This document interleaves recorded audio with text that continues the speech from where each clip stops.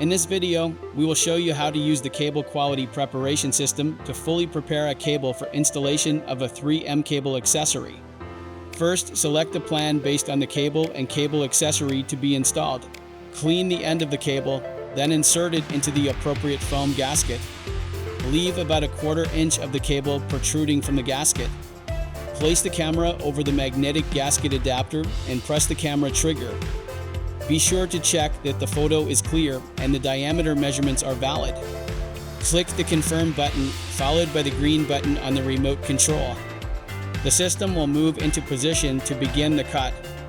Insert the cable into the machine until the end is pressed against the blade. Double check to confirm that the cable is in the right place before proceeding. Hold the cable in place and tighten the clamp, then press the green button to begin outer jacket removal.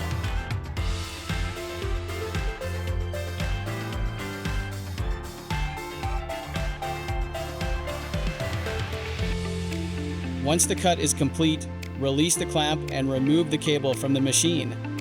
Then remove the outer jacket from the cable. Press the green button twice to set up for the next stage. Remove the tape shield from the cable and secure with copper tape according to installation instructions.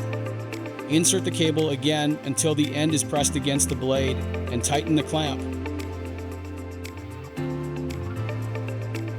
Now press the green button to begin insulation and semicon cut.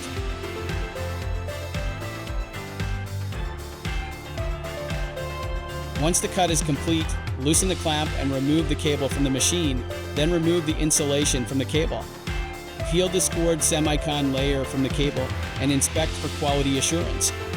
The cable is now ready for installation of a 3M cable accessory.